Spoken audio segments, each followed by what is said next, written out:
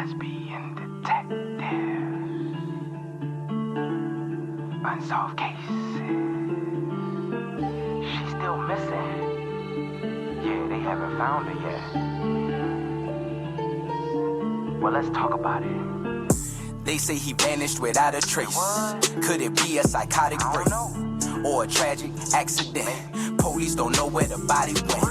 Unsolved murders, body still missing. That's unheard. Where's the witness? Lesbian detectives, what's going on? City on high alert, this out the norm. He did what, the who? Man, that ain't real, these crimes ain't true. Then come uncover these theories with us. We live right now, tuning in is a must. Right now, lesbian detective. We about to start the show, so get your popcorn ready to go. Pay attention to the message I present to you, the lesbian detectives. This is Lesbian Detectives. I'm Sierra. And I'm Elizabeth. And we're here to talk about missing and unsolved murders. We are discussing cases that you have forgotten about or never even heard of. So sit back, relax, and let's start this podcast.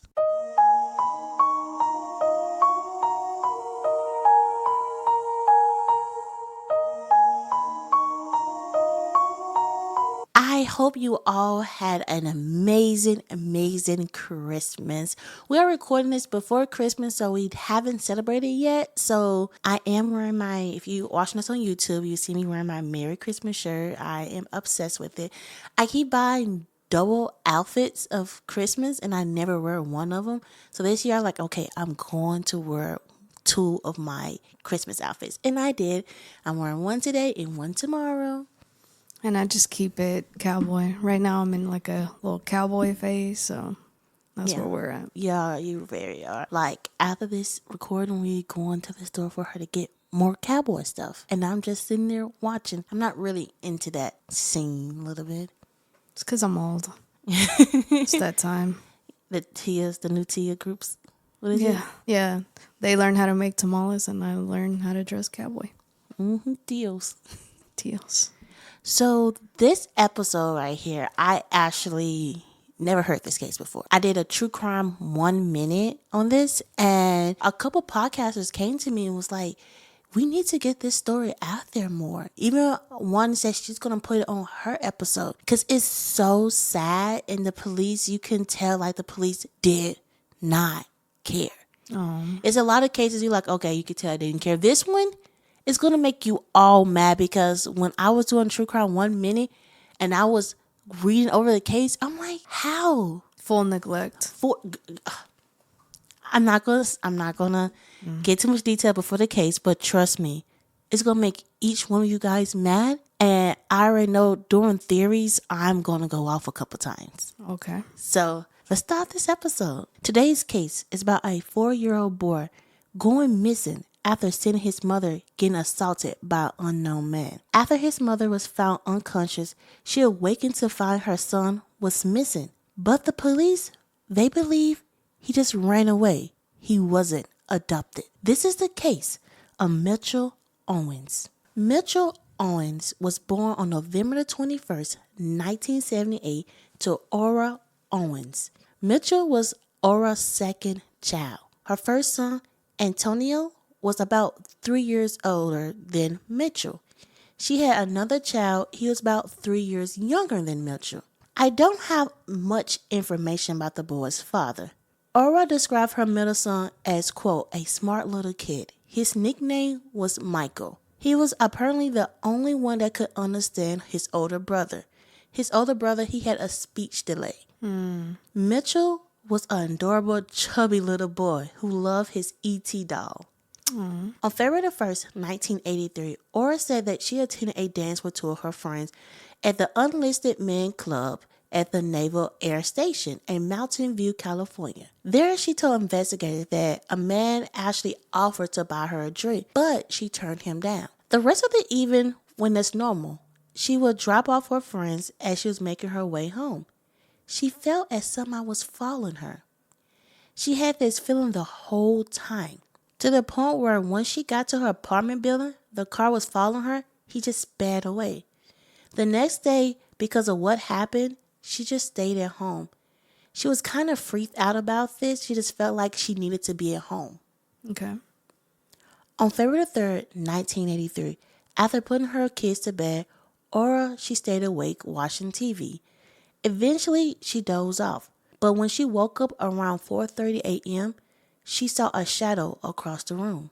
According to the interview she gave a year later, quote, I jumped up and ran to the living room. He grabbed me and forced me back to the bedroom. The only thing I remember him saying that if I screamed, he would kill me. I don't know if he was trying to rape me or what, but we was in the bed and I started wrestling with him. I must fought too hard because he grabbed the telephone cord and wrapped around my neck. Michael got up. He was a very light sleeper. I screamed for him to go back to his bedroom. That's all I remember. End quote. Wow. Reporter has mixed stories on who found Aura the afternoon. Some say it was her neighbors, but some say it was her landlord to collect rent. Either way, she was found at 2:30 p.m. and she was still unconscious. Wow. Aura ended up regaining consciousness at the hospital, at which point she was told that Mitchell was missing.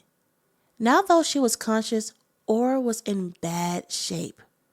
Once she was stable, she was transferred to a different hospital to treat her injuries. Because she was strangling with the telephone cord, he damaged her vocal cords and her throat hurt so badly to speak. It was a couple days before she could even say anything.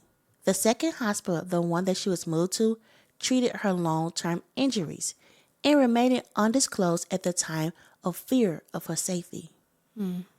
Everyone believed that her attacker either thought she was already dead when he left or that she would die shortly afterwards.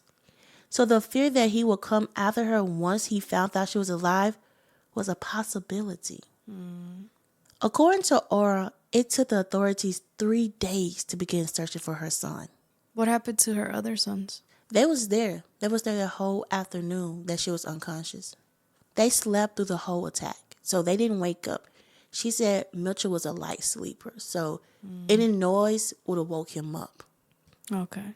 The other ones, they slept. But to me, it's sad because think about it. She wasn't found until 2:30 p.m. Her kids was in the apartment with her that whole time. That's just, that's sad. The oldest was 7 years old. They probably just thought she was asleep. When they first learned of Mitchell's disappearance, they listed him as a runaway and refused to take action, despite the fact that he was just 4 years old. Dang. After the abduction, all of Aura's 7 siblings joined police in a California Highway Patrol helicopter crew on a 6-hour search where they scoured the neighborhood and nearby marshlands. After a week after his abduction, police also searched a mud field near the Dumbarton Bridge. On February 10th, article from the San Francisco Examiner said the police were working on a quote tip from an unknown informant, end quote. 6 days later, through the same paper named the informant, a psychic named Kathleen Ray. I learned, looking up this case, that it was very common for police to ask for psychics to help. That back in like the 80s and stuff like that, they really believe in psychics. Is that the year? So sorry, anybody who's born that time or know that time. Sorry for saying this. But, that was the hippie stage, right? Yeah. I'm not sure. I think that was the hippie year.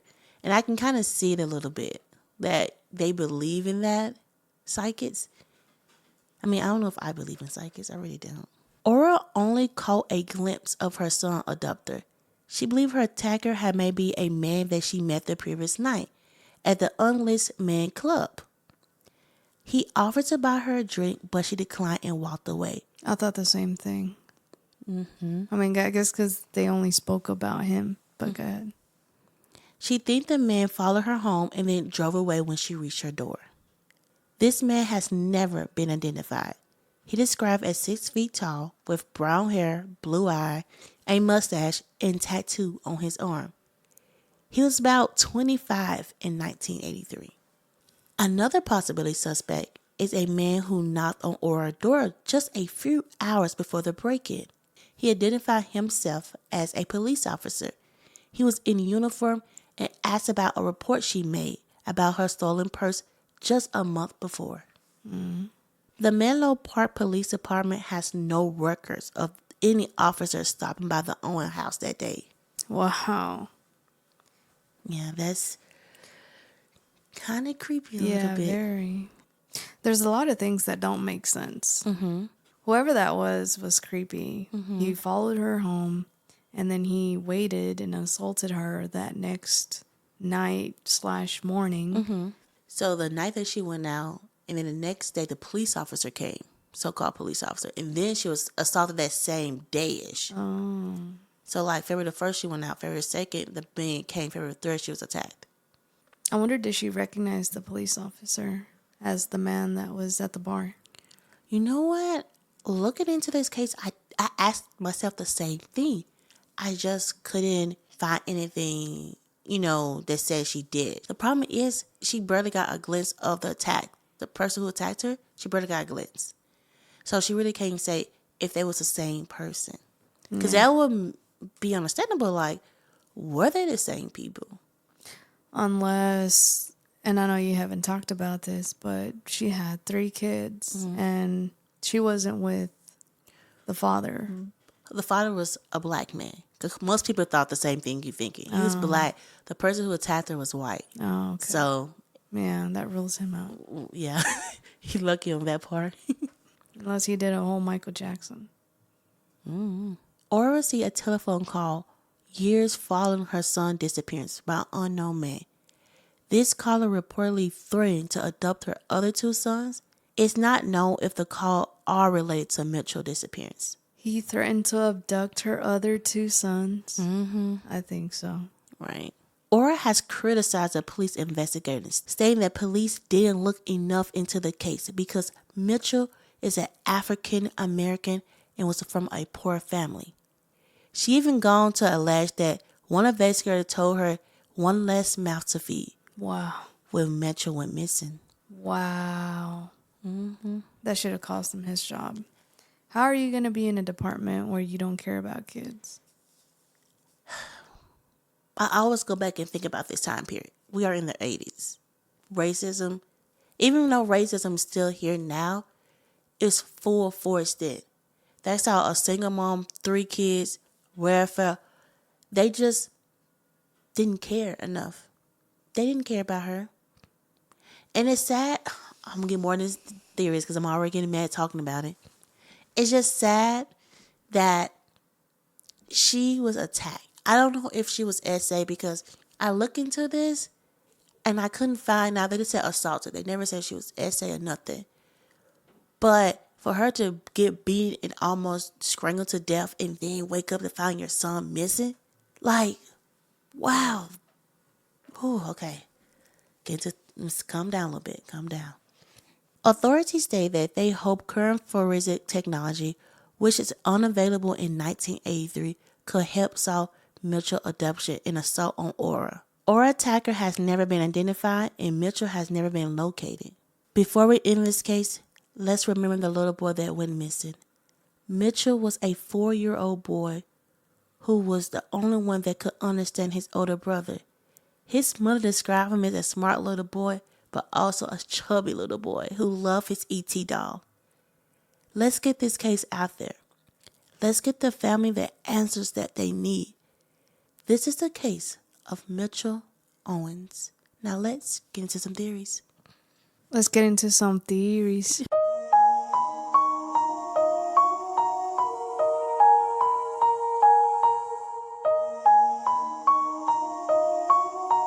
You or me? Yeah. What makes me mad about this case is not a lot of information out there. Right. I could, like, when I first looked into, like, oh, that's why I made this into a true crime 1 minute. Because it was such a small information on this case. Because the police really didn't look for him. Right. The police really didn't care. Right. But I'm like, I have to get it out there on my podcast. I could have did him with a different case. Like, do 2 people at once. That's what most podcasters do. But I'm like, no, I need to do him by himself. Right. Because as a mother, I sit back. I'm over here fighting for my life. I got this man attacking me and I see my child and I'm like, run. Right. I think I'm gone from the world. She's unconscious. And then I wake up from the hospital and learn that my son is missing. The police don't care. They don't care. He is 4 years old. You have the nerve to come to me as a mother. I just been assaulted. I'm fighting for my life. And you said, oh, your son is a runaway. Where did he run away to? He's 4. Yeah.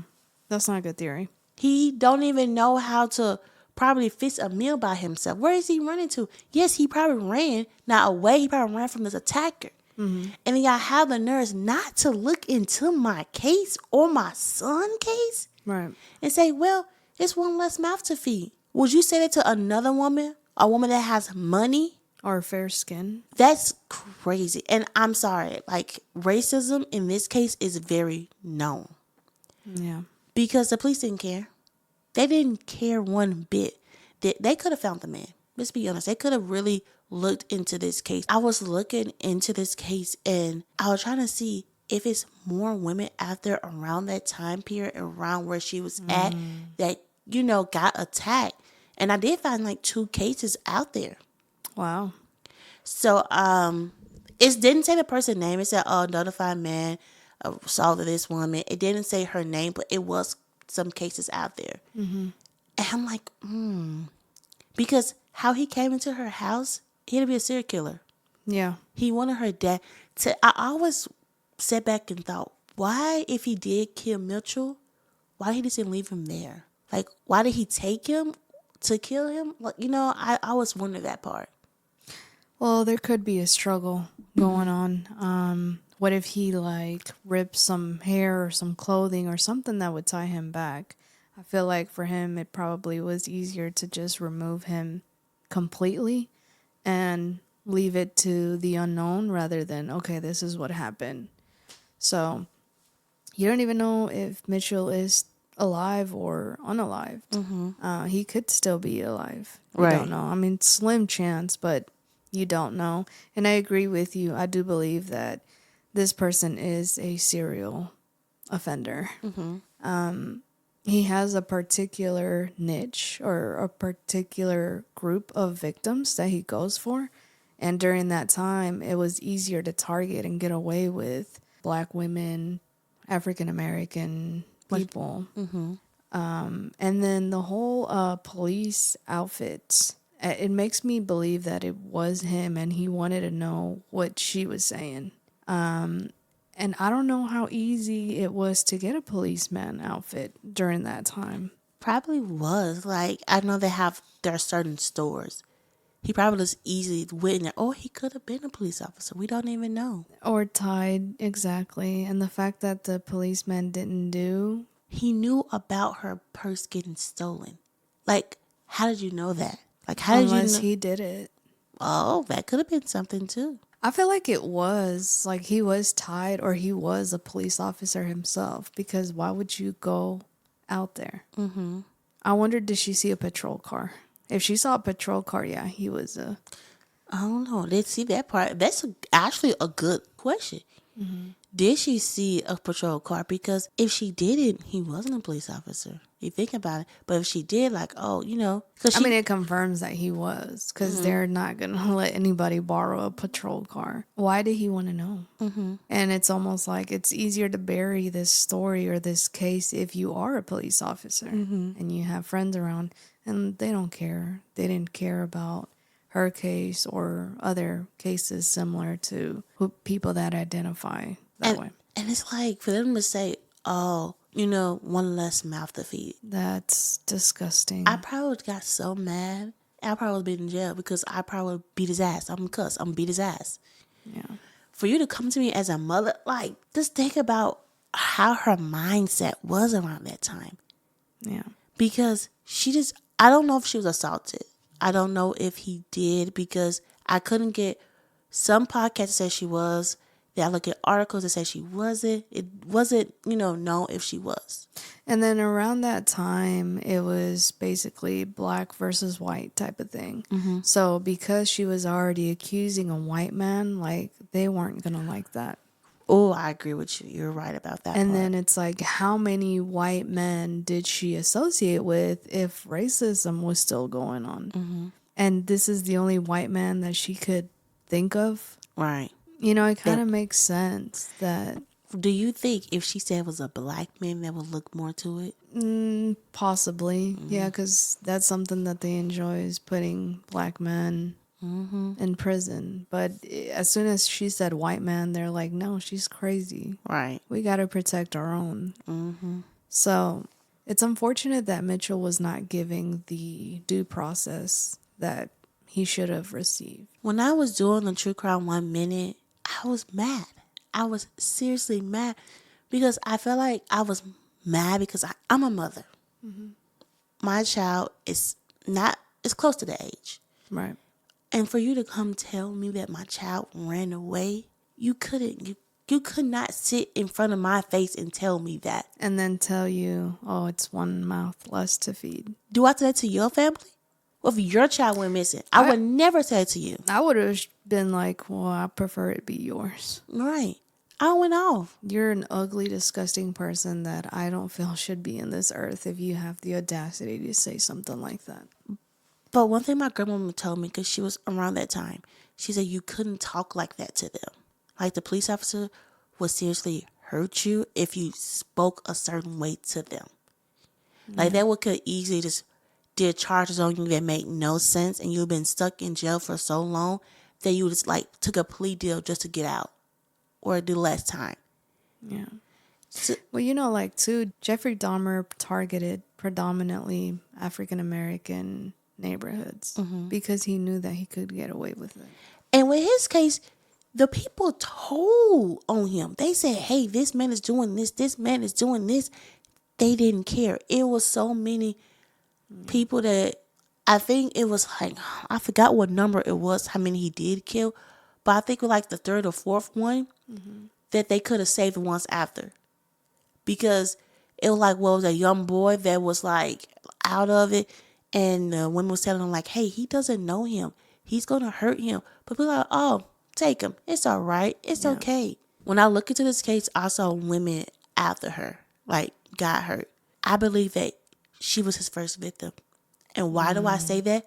He made too many mistakes. Because she wasn't that. He strangled her with a telephone cord and made sure she was that, but she wasn't. He messed up that. Think about it, somebody was doing this for a while, they wouldn't have made that simple little mistake. Because he strangled her to kill her. Right. In the story, he was trying to kill her. He made sure. Like, I think he learned from his mistake. And I think even though he knew she was alive, he didn't go after her because nobody cared. Right. He realized nobody cared. Yeah. So I feel like if they cared about her case, he was like, oh, sure, I didn't get her out. I didn't cover this. I didn't do this. Because they didn't care, he didn't go after her. Yeah. It's just sad to say that the police did not care about her. And then what type of club did she... I mean, I know you said it, but was it a mixed group? Or was it predominantly like an African American? No, that was like at a Navy, like a Army-based club. So like different mixed people, probably. Before her to see a white man, you know. Well, also too, if she was at a military party, let's just call it that, it would make sense that if it was the man that she met or rejected, it would make sense that he was in some kind of law enforcement career or position. I agree with you because I know a lot of people in the military, after the military, they go to a couple jobs, but it's usually post office or they go to law enforcement because it's easier for them to get those jobs. Right. Man, I agree with you. But I do feel like she was his first victim. It's just his mistakes. The other women, were they unalived or? I saw one was unalive. But it's like, little bitty articles. I mean, like little bitty articles. Like even with hers, when her case happened, let's be honest, let's be clear.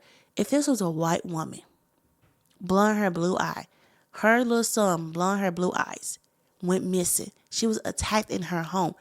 That would have been front page. Yeah. Front page, plastered everywhere. This case wasn't. Right. When I look, I mean, guys, the article, if you could see me on YouTube, it was like this much. Like I had to, it was barely, I've looked into so many cases. This case was barely a page of information. Was she interviewed afterwards? She was interviewed. She couldn't be interviewed because she couldn't talk. They interviewed her, but she realized she couldn't talk. It took a couple of days for her to really like talk to the police and tell them what happened. I think she stayed in the hospital for 2 weeks. Mm-hmm. So they should tell you. But even though she got hurt, she could barely like lift up weights or anything. That's how bad this man hurt her. He damaged her. I wonder like if any, I mean, I'm sure there's like black media, any other reporter reached out or she reached out to any outlet. No, nothing. I think she's scared because this man called her and said this man already went in her house, attacked her, right? Kidnapped her son. Called back years later and said, hey, I'm going to go for your other kids. She's scared. And think about it. The police don't care. Yeah. Who can she depend on, really? Right. Who can she like, hey, I need your help? Let's be honest. She don't trust the police. Right. Would you? I wouldn't. I'm being honest. I wouldn't. If you already said that my son was a runaway, he's 4. This man attacked me because they probably didn't even do a rape kit on her. When I look up this time period, rape was serious, but it really wasn't. They really didn't give much. Like, they always ask the woman, like, oh, did you flirt with him? Like, you know, the normal things they would say. Right. That's how it was back then. So she probably didn't even get a rape kit done. She probably was assaulted. They probably like, oh, she's got beat. Because she don't know she was raped. They probably didn't even look into it to see if she was raped. She didn't have Olivia Benson, you know, that Olivia Benson. She would look into it. Right. Olivia Benson would solve this case. I'm sorry, I love me some Law and Order. I feel like I have talked about this a couple times, you know. That's my girl. If I just can meet her one day, ooh, that's my dream person to meet. I hope this sheds some light. I hope that this podcast right here just get the right people. Mm-hmm. It's so many kids out there that went missing and I looked into, but this one hurts the most. I think because his mom got attacked and then he saw it. Then he got this monster chasing him. He's 4. I think that's the hardest part. There's more cases out there that touch my heart, but this one, just seeing that the police really didn't care. I hope you guys like this episode. I hope that, if somebody have an answer for this case, somebody. We are on all social media. We are on TikTok until it get banned. We're on Instagram. We're on everywhere. I'm so sad that TikTok's getting banned. Y'all know that's my place. I heard that you could just change the location on your Apple store or something. I don't know if it's true. Do to Canada. You do it to Canada, but I'm not, guys. I'm not finna get in trouble for that. I don't care. But I hope you guys enjoyed this episode. As I was saying, we are on all social medias. We are on Apple. We are on Spotify. Leave us a 5-star rating. Tell us how you feel. Inbox us. Email us. Everything. We love to hear what you have to say about this case. Let's give this family answers that they need. Give the mother the closure that she needs for this. Mm-hmm. And I hope you guys have a fantastic year. I think this is our last episode for this year. We have been doing this podcast since, I say, like July, really. Mm-hmm. And it's been hard, but it's been fun. Yes. I have learned a lot. I have pushed a lot. I love you guys. Thank you for listening to us. We love you. I know my voice kind of be weird sometimes, but thanks. We've been riding. We had COVID together. We had the flu together. We have everything together. Yeah. So this is Last Been Detectives. I'm Sierra. And I'm Elizabeth. And don't forget, everybody's a suspect. Till proven innocent. Bye. Lesbian detective. Unsolved case.